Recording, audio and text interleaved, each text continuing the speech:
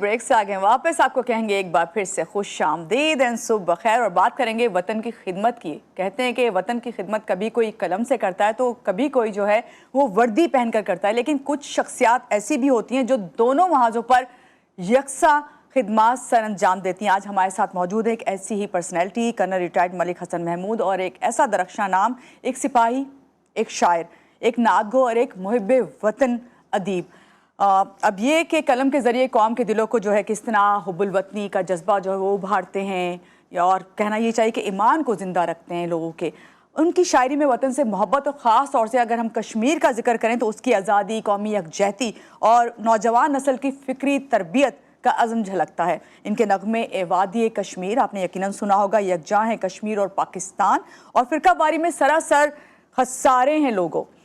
Social media और news channel पर बेहद मकबूल हुआ है, और अभी हम इनसे जानेंगे कि एक सिपाही से शायर तक का सफ़र इनका कैसा रहा, और आज के दौर में कौम को यकजा करने के लिए अदब जो है उसका क्या किरदार है और किस तरह से खिदमत अंजाम दी जा सकती है। उनसे मिलते हैं। हमारे साथ मौजूद हैं कर्नल रिटायर्ड मलिक हसन महमूद साहब। अस्सलाम वालेकुम, कैसे हैं आप हसन साहब? सुबह खैर। वालेकुम अस्सलाम मानू, thank you very much for calling me in your show. पहले सबसे पहले तो आई मस्ट कॉम्प्लीमेंट जी आपके शो का नाम जो है, जी जी उठा पाकिस्तान। ये तो नाम सुन के ही बंदा एक दफा जी उठता है। बहुत शुक्रिया आपका। ये आपको लगा कि थोड़ा आपके उससे अदब से जो है बिल्कुल मंसूब होता है, इतना अच्छा नाम रखा गया। बहुत शुक्रिया आपका, अच्छा लगा ये कहना। ये बताइए कर्नल साहब, सबसे पहले तो आपको खुश आमदेद, और उसके साथ साथ 3 दहाइयों तक आपने अस्करी खिदमत अंजाम दी, उसके बाद आपने शायरी की दुनिया में कदम रखा। तो ये सफ़र कैसे शुरू हुआ? आपको कैसे ख्याल आया कि आपके अंदर ये जो एक चीज़ है अलग से, ख़ासतौर से कहने से शायर ऐसे ही नहीं बनते, बहुत सोचना पड़ता है इसके लिए।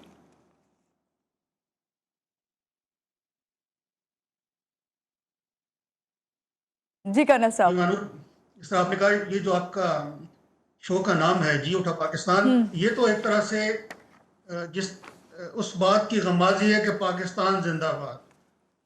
ये उस बात की गमाजी है कि पाकिस्तान हमेशा जिंदाबाद।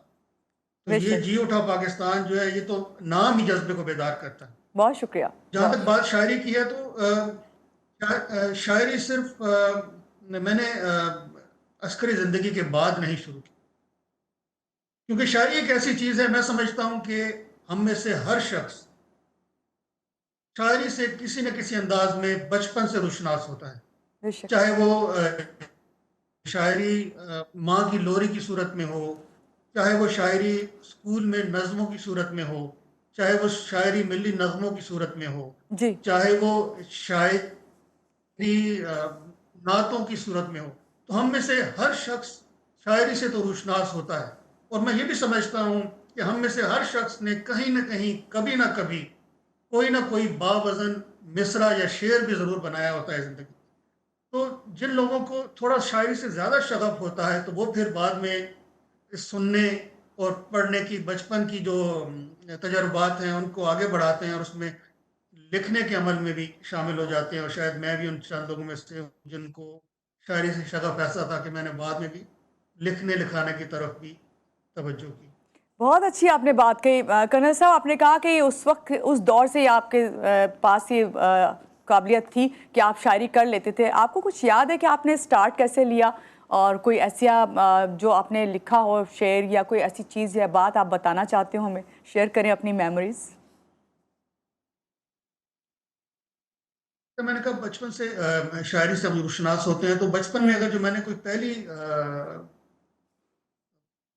तहरीर की होगी शायरी की कोई सिंध, तो वो नात थी या मिली नगमा था, जो मैंने ज़िंदगी में पहली। तो शायद वो उस मयार की, उस ज़माने की मयार, शायरी के मयार पे पूरा ज़रूर ना उतरती होगी, मगर मैंने जो पहली काविश की थी वो नात थी, और फिर मिली नगमा था। चलें, ज़बरदस्त। और अभी ये वादी कश्मीर और यकजां हैं कश्मीर और पाकिस्तान जैसे जो नगमे हैं जो दिलों को छू लेते हैं, और एक ज़ाहिरी बात है एक मुहिब्बे वतन पाकिस्तानी जो है इस तरह के नगमों को कभी भूल नहीं पाता। ये तख्लीकात किन एहसासात के तहत आपने फिर लिखी?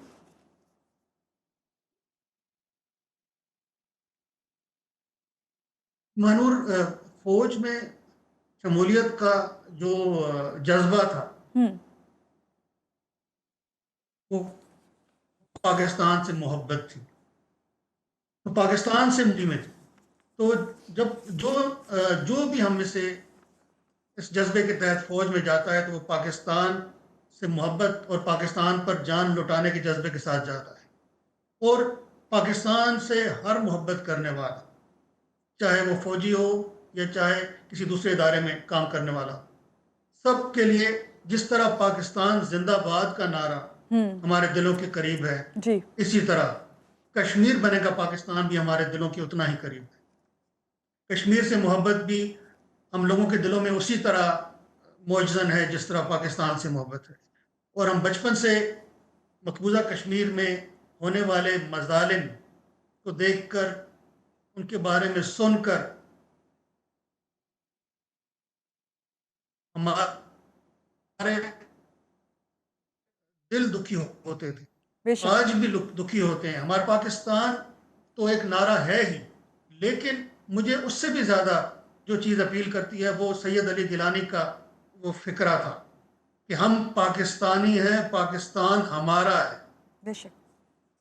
کشمیر بنے گا پاکستان سے زیادہ بڑھ کر، وہ کہتے ہیں پاکستان تو ہے ہی کشمیریوں کا، اور کشمیر کا پاکستان ہے، پاکستان کا کشمیر ہے. اس جذبے کے تحت میں نے وہ نظم لکھی کہ یکجان ہے کشمیر اور پاکستان. تو ہم سرحدی طور پر، جغرافیائی طور پر ہمارے درمیان میں کچھ فاصلہ ہو سکتا ہے، لیکن جی ہمارے دل اور ہماری روحیں ایک دوسرے سے جڑی ہیں. جی. کرنل صاحب، آج کے نوجوان میں فکری اور نظریاتی کمزوری کے بارے میں آپ کیا سمجھتے ہیں؟ ادب اور شاعری جو ہے، ان کی جو تربیت ہے اس میں کیا کردار ادا کر سکتی ہے؟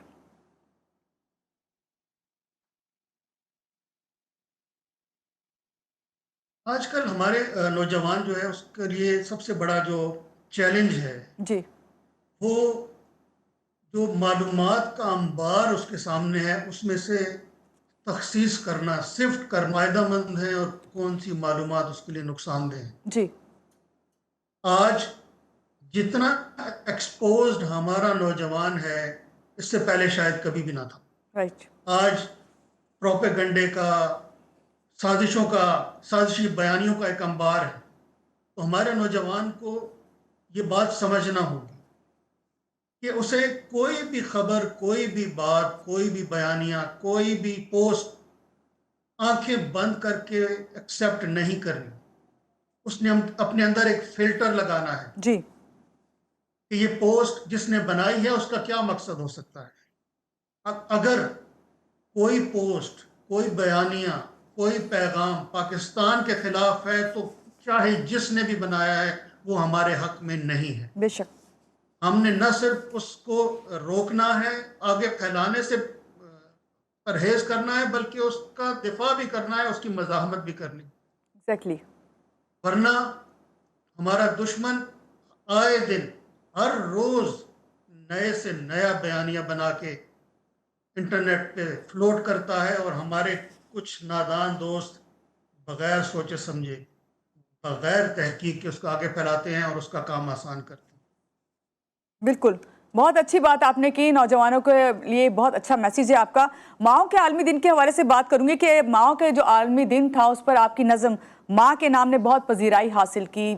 تو کیا ماں کے جذبے سے، آپ نے ابھی خود بھی کہا کہ ہم تو جب ماں کی گود سے جو ہے شاعری سیکھتے ہوئے آتے ہیں، ماں جب لوری دے رہی ہوتی، تو آپ کی شاعری کو روح ملتی ہے؟ آپ یہ جو جذبہ ہے، ظاہری بات ہے ماں کے ساتھ جو محبت اور عقیدت ہوتی ہے وہ تو کچھ اور ہی ثابت کرتی ہے ہر ایک کو.